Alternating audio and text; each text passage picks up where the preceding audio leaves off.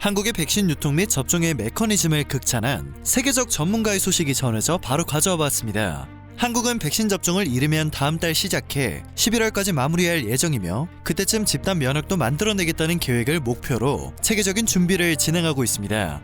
계획이 얼마나 잘 이행될 수 있을지에 대한 궁금증이 당연히 커질 수밖에 없는 상황인데요.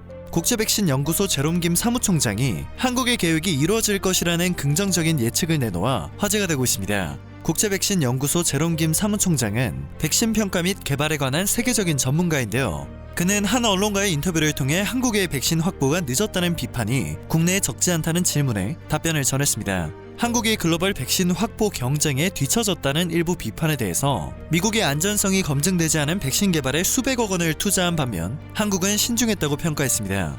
또 한국은 백신 구매 결정을 하기 전에 그에 대한 안전성과 효용성 등의 검증을 기다린 것으로 보인다고 말했는데요.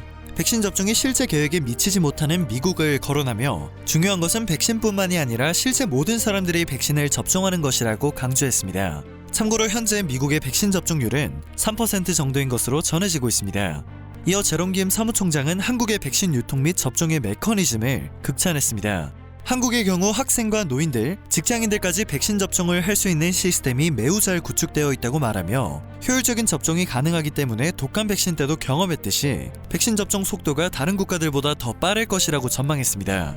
또한 접종 후 사후 관리에 대해서도 언급했는데요. 한국은 접종 후 사후 관리가 잘 되어 있기 때문에 백신 분배와 백신 접종자 기록, 백신 접종 후 감염된 사람 수를 추적하는 것이 다른 어떤 나라들보다 우수하다. 한 달 동안 인구의 3%만 접종을 마친 미국과 완료 시점이 비슷할 것이다 라고 예측했습니다. 예방접종을 먼저 시작한 미국과 영국은 2021년 가을까지 인구의 60에서 70%가 예방접종을 받게 될 것으로 보입니다.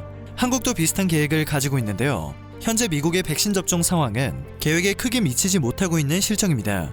때문에 제롬 김 사무총장은 한국이 조금 늦게 접종을 시작하더라도 백신 접종을 끝낼 수 있는 가능성은 훨씬 더 높다고 말했습니다. 백신에 대한 접근성뿐만 아니라 실제 접종이 중요하다는 점을 또 한 번 강조한 것입니다. 백신 부작용을 우려하는 사람들을 어떻게 설득해야 하냐는 질문에는 독감 백신 예방 접종 후 사망 사태에 대한 한국 정부의 대응이 매우 좋았다고 생각한다고 답했습니다. 개방적이고 투명하게 과학을 근거로 대응을 했다는 것인데요.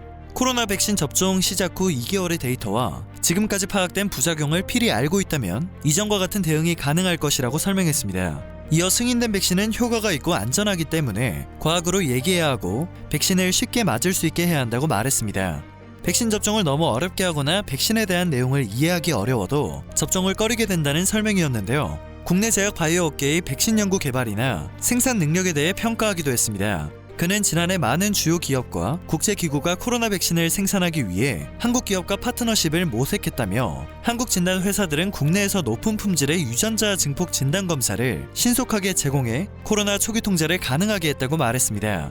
그리고 한국 산업이 항상 위협을 무릅쓰고 선도자가 될 필요는 없다는 의견이었는데요. 한국은 자주 다른 경쟁자, 특히 선도자보다 더 좋고 빠르고 저렴한 고품질 제품을 생산해왔다며 삼성이 소니를 추월한 점과 현대가 각국의 다른 많은 제조업체들보다 더 나은 자동차를 만들고 있다는 점을 예로 들었습니다. 하지만 백신 분야에서는 엄청난 리더가 될 수 있는 회사가 있기 때문에 한국이 엄청난 투자를 감행해서 백신 개발을 시작할 필요는 없다는 말이었습니다. 그는 백신 개발에서 빠르게 앞서간 서구 기업들은 정부나 국제적인 지원을 받은 경우라고 말하며 미국 트럼프 정부의 코로나 백신 신속 개발 지원인 워프스피드는 백신 개발에 180억 달러를 투자했다고 설명했습니다.